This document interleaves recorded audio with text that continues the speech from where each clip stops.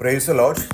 ഇന്നത്തെ നമ്മുടെ ചിന്താവിഷയത്തിനായി 2 രാജാക്കന്മാർ 17 അധ്യായം 25 വാക്യം വായിക്കാം. അവർ അവിടെ പാർപ്പാൻ തുടങ്ങിയപ്പോൾ യഹോവയെ ഭജിച്ചില്ല. അതുകൊണ്ട് യഹോവ അവരുടെ ഇടയിൽ സിംഹങ്ങളെ അയച്ചു. അവ അവരിൽ ചിലരെ കൊന്നുകളഞ്ഞു.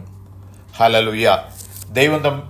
ദൈവമക്കളെ, യഹോവയായ ദൈവം ഇസ്രായേലിന് പ്രമാണം കൊടുത്തത് അന്യ ദൈവത്തെ ഭജിക്കരുത്.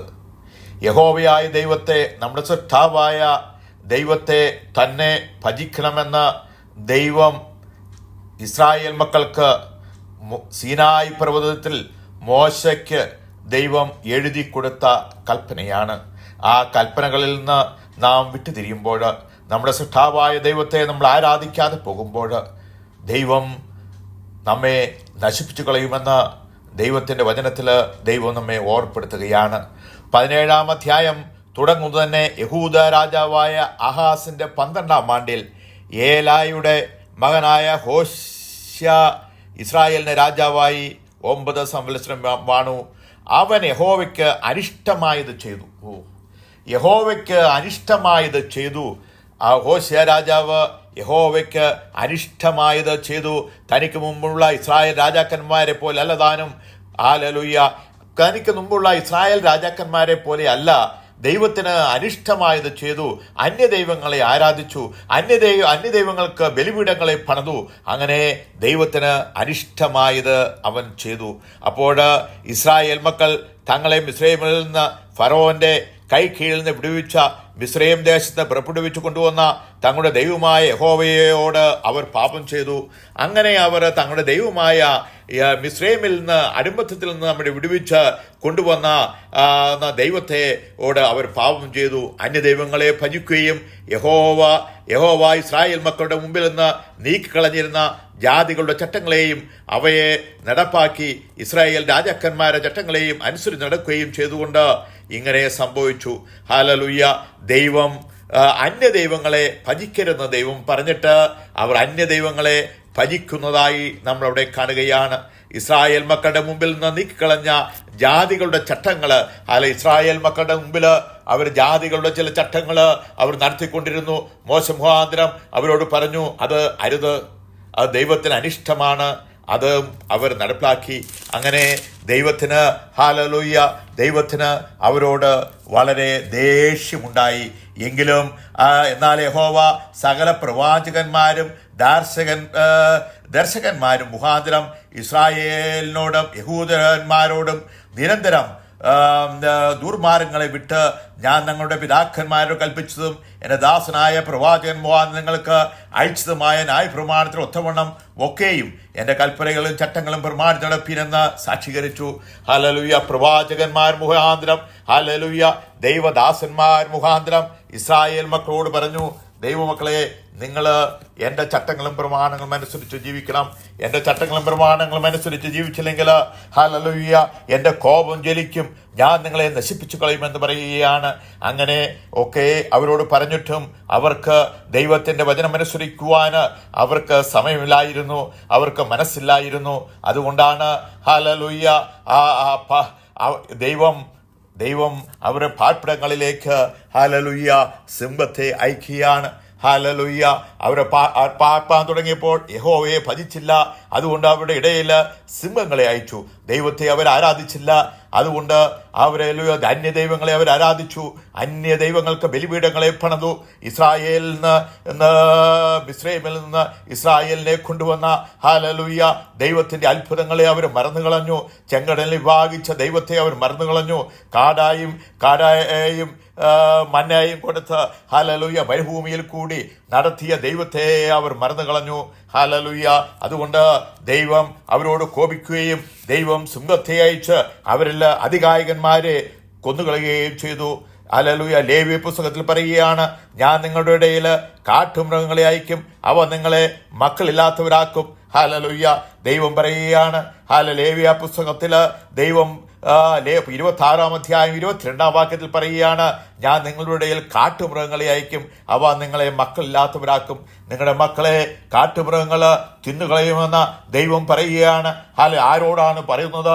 ദൈവം മക്കളോടാണ് പറയുന്നത്. ഹല്ലേലൂയ. ദൈവത്തെ വിട്ട് അന്യദൈവത്തെ നിങ്ങൾ ആരാധിക്കുന്നുവെങ്കിൽ, അന്യദൈവത്തെ നിങ്ങൾ ഭജിക്കുന്നുവെങ്കിൽ നിങ്ങളുടെ ഇടയിലേക്ക് ഞാൻ കാട്ടുമൃഗങ്ങളെ അയക്കും. ഹല്ലേലൂയ. ദൈവം വീണ്ടും പറയുകയാണ്, എസ്കേലിൽ വീണ്ടും പറയുകയാണ്, നോഹ, ദാനിയേൽ, യോബ് എന്നീ 3 പുരുഷന്മാർ അതിലുണ്ടായിരുന്നെങ്കിലും അവർ തങ്ങളുടെ നീതിയാൽ സ്വന്തം ജീവനെ മാത്രമേ രക്ഷിക്കുകയുള്ളൂ എന്ന് യഹോവയായ കർത്താവ് അരുളിച്ചെയ്യുന്നു. നോഹ നമുക്കറിയാം, നീതിമാനായിരുന്നു നോഹ. ദാനിയേൽ പ്രവാചകൻ, ഹല്ലേലൂയ, നമുക്കറിയാം. വെളിപാട് പുസ്തകം അതേപോലെ തന്നെ ഹല്ലേലൂയ, ദാനിയേലിന്റെ ദർശനത്തില് ദൈവത്തിന് ഏറ്റവും പ്രിയ പുരുഷനാണ് ദാനിയേല്. ഹല്ലേലൂയ. ആ ദാനിയേല് യോബിനെ പറ്റി നമുക്കറിയാം, നിഷ്കളങ്കനും നീതിമാനും ദോഷം വിട്ടകന്നവനുമായ എന്റെ ദാസനായ യോബ് എന്നാണ് യോബിനെ പറ്റി ദൈവം സാക്ഷ്യം പറഞ്ഞത്. ഇങ്ങനെയുള്ള 3 പുരുഷന്മാര്, നോഹ, ദാനിയേല്, യോബ് എന്നീ 3 പുരുഷന്മാർ അതിലുണ്ടായിരുന്നാലും അവർ തങ്ങളുടെ നീതിയാൽ സ്വന്തം ജീവനെ മാത്രമേ രക്ഷിക്കുകയുള്ളൂ. ഈ നോഹയും ദാനിയേലും യോബും ഉണ്ടായിരുന്നാലും അവർക്ക് തങ്ങളുടെ നീതിയാൽ സ്വന്തം ജീവനെ മാത്രം രക്ഷിക്കുവാനേ അവർക്ക് കഴിയുള്ളൂ. ഹല്ലേലൂയ.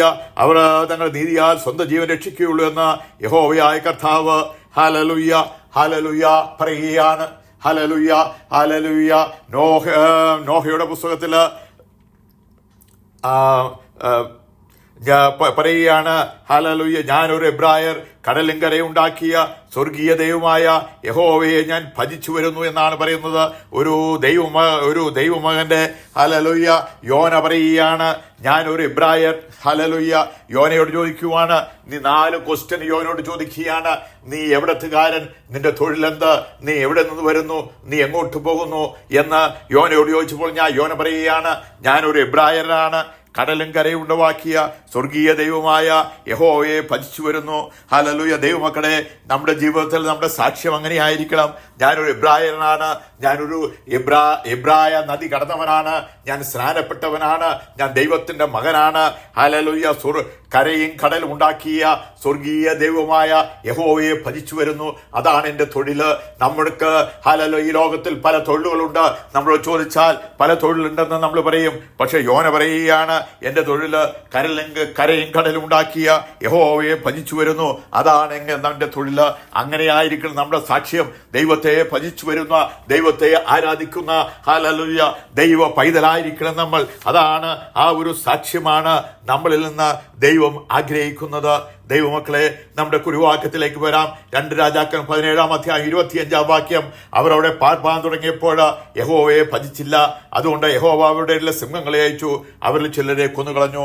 നമ്മൾ ദൈവമക്കളെ, നമ്മുടെ ജീവിതയാത്രയിൽ നമ്മൾ ദൈവത്തെ ഭജിക്കാതെ, ദൈവത്തെ ആരാധിക്കാതെ, ദൈവത്തിന്റെ മുഖത്തേക്ക് നോക്കാതെ, ദൈവം നമ്മുടെ സൃഷ്ടാവായ ദൈവത്തെ അറിയാതെ നമ്മൾ ജീവിച്ചു കഴിഞ്ഞാൽ നമ്മുടെ ജീവിതത്തിലേക്ക് ദൈവം പ്രതികൂലങ്ങളെ അയക്കും. ഹല്ലേലൂയ. പ്രതികൂലങ്ങളെ അയച്ച് ഒരുപക്ഷെ നമ്മളെ മക്കളില്ലാത്തവരാക്കി നമ്മളെ ഹല്ലേലൂയ ഈ ലോകത്തിൽ നിന്ന് മാറ്റിക്കളയുന്ന ദൈവം മാറ്റിക്കളയുമെന്ന് ദൈവത്തിന്റെ വചനത്തിൽ ദൈവം നമ്മെ ഓർമ്മപ്പെടുത്തുകയാണ്. ദൈവമക്കളെ, നമ്മുടെ ജീവിതയാത്രയിൽ എപ്പോഴും ഹല്ലേലൂയ ജീവിതത്തിലുടനീളം ദൈവത്തെ ആരാധിച്ച് ദൈവത്തെ സ്തുതിച്ച് ദൈവത്തിന്റെ മുഖത്തേക്ക് നോക്കി നമ്മൾ ജീവിക്കുന്നു എങ്കിൽ ഹല്ലേലൂയ നമുക്ക് നിത്യമായ സമാധാനം ദൈവം നമുക്ക് തരും. ലോകം തരുന്ന പോലെയല്ല ഞാൻ നിങ്ങൾക്ക് തരും സമാധാനം എന്ന്. ഞാൻ നിങ്ങൾക്ക് വീട് ഒരുക്കുവാൻ പോകുന്നു, ഞാൻ നിങ്ങൾക്ക് സമാധാനം തരുമെന്ന് നമുക്ക് വാഗ്ദത്തം ചെയ്ത യേശു ക്രിസ്തു നമ്മൾ ഭജിക്കുകയും അവനെ നമ്മൾ ആരാധിക്കുകയും അവന്റെ മുഖത്തേക്ക് നോക്കി അവൻ ഏക മധ്യസ്ഥനാണ്. ഹല്ലേലൂയ. തീമോഥെയോസിന്റെ ലേഖനത്തിൽ പറയുകയാണ്, യേശു ക്രിസ്തുവാണ് നമ്മുടെ ഏക മധ്യസ്ഥൻ. പിതാവായ ദൈവത്തിന്റെ ഹല്ലേലൂയ വലത്തുഭാഗത്തിരുന്ന് നമുക്ക് വേണ്ടി പക്ഷപാതം ചെയ്യുന്നവനാണ്. അവന് മുഖത്തേക്ക് നോക്കി നമുക്ക് ജീവിക്കുന്നുവെങ്കിൽ നമുക്ക് ജീവരക്ഷ പ്രാപിക്കാം. ഈ വചനങ്ങളാൽ പിതാവിന്റെയും പുത്രന്റെയും പരിശുദ്ധാത്മാവിന്റെ നാമത്താൽ ഞാൻ എല്ലാവരെയും അനുഗ്രഹിക്കുന്നു. ദൈവം അങ്ങനെ ചെയ്തിരിക്കുന്ന സ്തോത്രം. യേശുവിന്റെ നാമത്തിൽ ആമേൻ.